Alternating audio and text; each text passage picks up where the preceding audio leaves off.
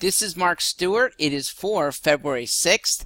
I've just come back, it's actually February 5th, from a talk to the Teamsters. And I want to talk about benefits for unionized workers. But first, I want to give that second digit, at least give you a big hint at it, for the eventual unlocking on stewartforliberty.com of the kind of secret areas. So this is inspired by adventure rooms.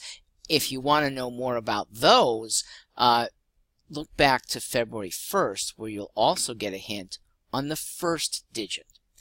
February 6th, you need to answer this question for digit 2. On what day of the week has Stewart for Liberty never produced a video? Okay, you might have to go back a long ways. You can correlate.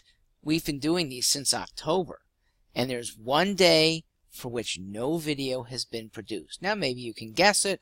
Maybe you want to watch some more yourself.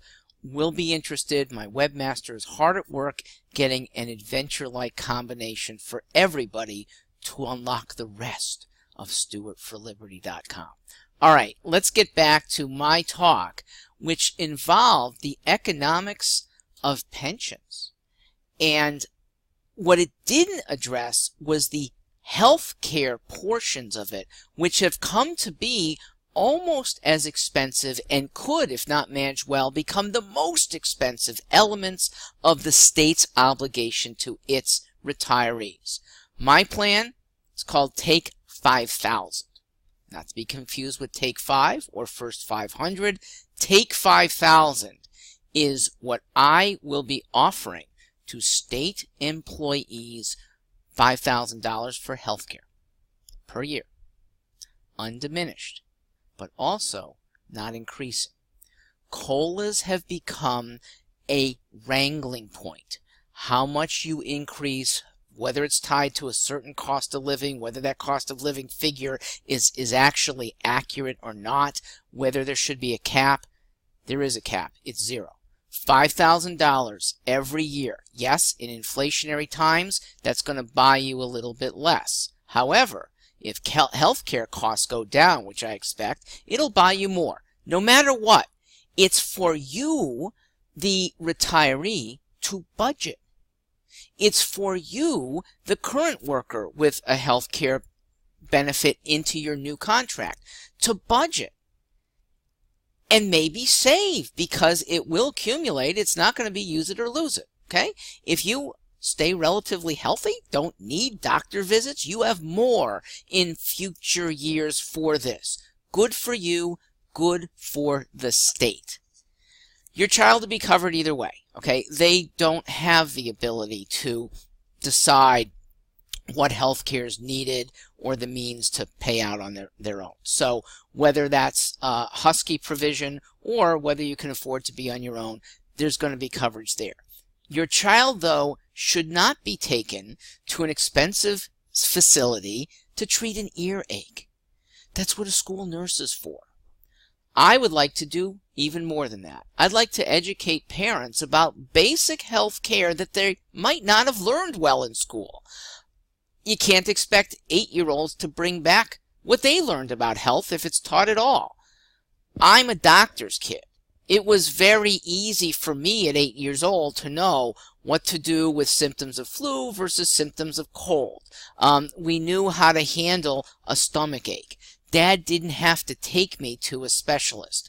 The state of Connecticut can't afford you're going to a specialist when you have an ailment that's easy to remedy. Watch our videos. They will be courtesy of the state. We will be on Access Television, potentially on Channel 18 as well. And I'd like to see us get on radio, which I think is an even better medium. I've always loved radio. And, you know, for 5 minutes of a week, how about Chaz and AJ devoting some time to civic health? You'll get listeners. You guys are really good. You can be even better for people who really want to tune in just for that. Jim Vicevich, you've been on in the mornings talking politics. How about talking a little bit of health? I remember when you were an economics reporter. So a little of health is a lot of economics. It'd be great to have that injected into your show. I'm not forcing it, but I think you should take us up on it. Todd, you have been talking endlessly, in a good way, about the health of the state. Well, the health of individuals in Connecticut plays into the health of the state. Once a week, how about airing our little segments? And to that most seasoned broadcaster in Connecticut, mid-80s Brad Davis. He's a walking testament to good health, going strong after all these years, encouraging fitness wherever he goes. I love that guy. I happen to like your segments in the 70s with the shower girls, but I know you've moved on. How about the health gals, the health guys, one segment a week? Take me up on it. For everyone, we have a monumental task to extricate Connecticut from some really high burdens. Medicaid, Medicare, and Obamacare have been foisted upon us.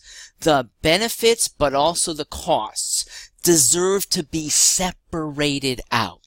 It's a minefield. But I'm prepared to be in that minefield, hopefully with many of you. And here's how it's safe. We arm ourselves. And we actually use technology to find the mines in the first place. If you know where the mines are, you know exactly where to avoid them. That's what I tell my SAT students about landmines on this thing. We can do that in solving healthcare problems, especially those with federal-state complexities. I look forward to doing that in year 1. See my 700 days plan if you can get in. Try it online, stewartforliberty.com. Thanks very much. Again, this is Mark Stewart, Greenstein, candidate to start January 2019.